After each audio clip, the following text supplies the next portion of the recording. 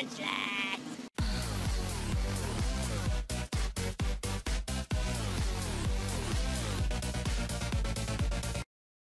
What's going on, guys? Your Chill Move Trainer DERPZILLA, and today I've got another Little Cup battle for you.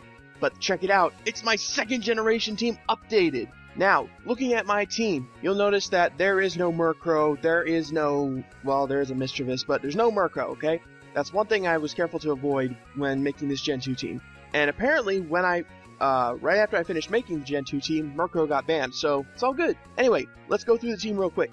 We've got Spinarak, which is my dedicated sticky webber with a focus sash. I've got Snubbull, which is my knockoff counter, which it actually has rattled, so that way I get a nice speed boost whenever they try and knock off me. And believe it or not, this Snubbull set is like a 100% counter to Mienfoo. I've got my Unaware Wooper for setup sweepers, a specially defensive Hoot Hoot, which I'm trying out, which is pretty nice thanks to Defog, a Scarf Chinchou. Now, last time I had a Chinchou, I think I ran especially defensive with Heal Bell, but I needed a Scarfer, and I thought that Chinchou would probably be a good option considering that it has great coverage, good defensive typing, and it gets a great offensive move pool. I mean, you got Volt Beam coverage, you got Hydro Pump, you got Dazzling Gleam, which are all the moves I'm using on it, and finally Mischievous, which is just all around a good Pokemon. I'm using Nasty Plot, which I keep switching between Nasty Plot and Substitute, but I'm using a Timid Offensive one with Berry Juice. Now looking at my opponent's team, this is actually one of my giveaway teams, so I had a pretty big advantage in this battle, so what I tried to do to balance that out is I tried to,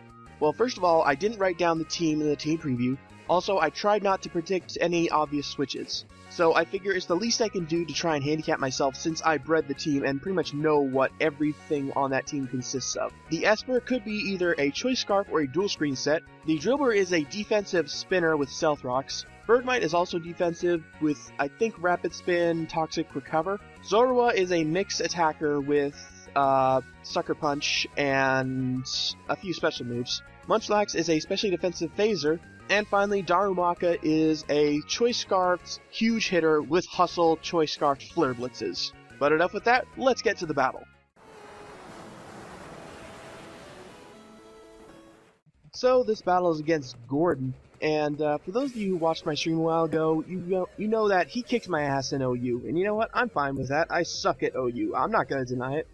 He's going to start off with Darumaka. I start off my Spinarak, and I start off with Spinarak just to get up my Sticky Webs. I don't know why he started off with Darumaka. He might have predicted that.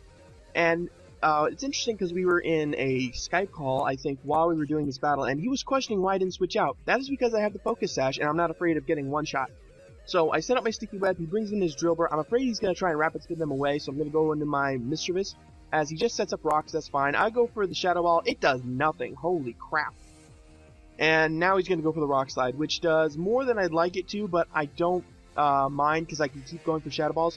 Here, seeing this, he's going to go into his Munchlax, and my Shadow Ball obviously isn't going to work. But I'm just going to go for the Hidden Power Fighting just to get off a little bit of damage, because I think that every little bit of chip damage is going to be worth it on this Munchlax, considering I know it doesn't have recovery in the form of rest or anything like that. So he's going to Whirlwind me out, pointed rocks, go into Spinarak, doesn't matter. I go for the Mega Horn just to get off a little bit more damage because I know he could have knocked me out, but I thought that with the way he was playing, he was probably just going to keep going for Whirlwind. And he does Whirlwind me out now into my Snubbull, which is great because I know a Play Rough is going to knock him out from that range because that Munchlax is especially defensive, not physically. So out comes Esper. I'm going to go for the Play Rough. He avoids it, and oh my god, here comes the T-Wave, son of a bitch. And this is really annoying, considering I wanted to try and stop it from setting up the screens. I wanted to try and knock it out before it had a chance to set up the screens.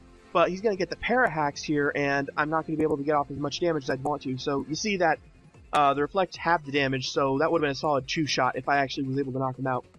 So he goes into Darumaka to resist the Play Rough. Nice play there, nice play.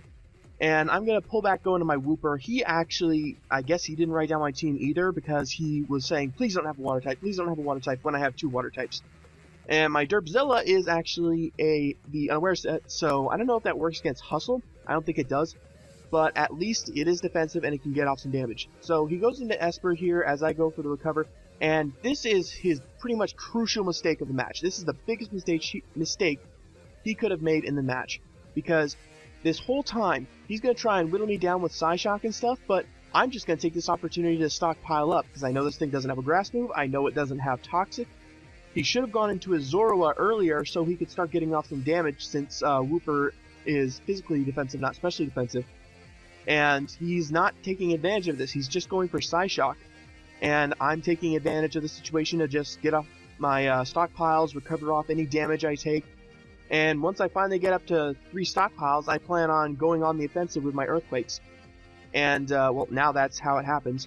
And I'm kind of glad that he doesn't have any Dragon types like Axu, because if he did, it would just hit through my Unaware ability, and he could Dragon Dance up, but that's why I have the Ice Punch.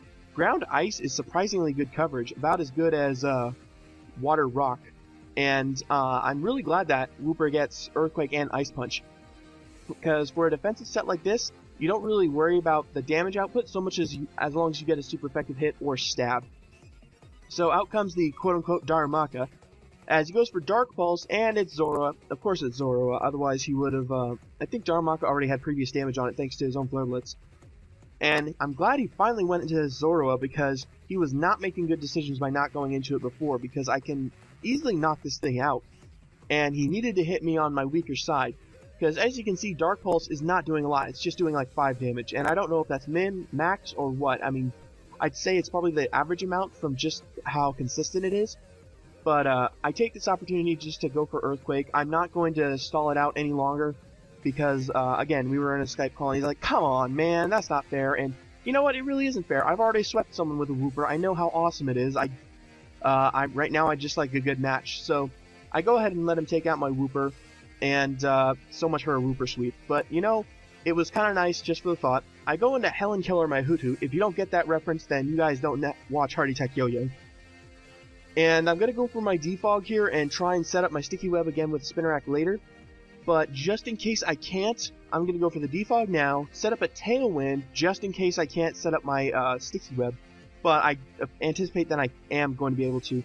And I figure I can get off just a little bit more damage on this Drillbur with Air Slashes, and I won't have to worry about missing. But he gets a crit, which totally mattered. I am the Eviolite set. And just from the way he was taking hits from my Mischievous Shadow Ball, I know he's defensive. He's got to be, like, full-on, especially and physically defensive. So there's no way that he could have knocked me out under normal circumstances, even though it was a super effective hit. Anyway, go into Spinnerack, reset up my Sticky Web. Now I go into my Chinchou, and you'll see Scald here. Now, this wasn't actually supposed to be Scald. This was, I put Scald on here so that way when I transferred it over, I could put on Dazzling Gleam. Yes, that is a Pokegen Chinchou. I'm sorry, guys, I don't have all the time in the world to breed, okay? But, that is a Chinchou. It's supposed to be Dazzling Gleam. I thought I'd just go for Scald, because I thought it would knock it out, but it doesn't, and that was a critical error on my part. And now I'm just down to my last 2 Pokemon, my Mischievous and my Lilo Puppy, my, Snubble. And I'm a little worried here, because he's going to go for Toxic. Doesn't really work. I go for T-Wave, just because it's like, you know what? You got so much hacks on me in this battle with the crits and the paras. It's time for you to get hacks. Except he gets a crit, and it's like, are you fucking kidding me? But it's not going to matter in the end. It isn't. Because these avalanches are going to do massive amounts. I can't hit him with my close combat. And I originally went for Earthquake just to break the sturdy so my close combat could knock him out. But I didn't count on getting the para hacks. So, hacks is hacks. There's nothing I can do about it. I'm down to my last Pokemon, my Mischievous. And here I make a risky play. I know it could have cost me the battle, but I had to do it. He goes for Toxic as I go for the Nasty Plot. I wanted him to activate my Berry Juice with the Avalanche so that way I could get the recovery and then knock him out with a couple Hidden Power Fightings. But that doesn't happen. I go for another Nasty Plot as I expect the Poison to get me down. And this was, again, this was really risky, because if he didn't get the Parahacks just then, he could have potentially knocked me out with the Avalanche. I'll put the calcs in the description. Or, I'll just put the calcs up in the video. And, I finally able to get him down to his Sturdy with the Hidden Power Fighting, and he gets the Parahacks. So, you know what? Glad I got the Parahacks on him. It was finally your turn, man. I was getting hacks most of the battle, so your turn. So, all he has left is his, Darumaka.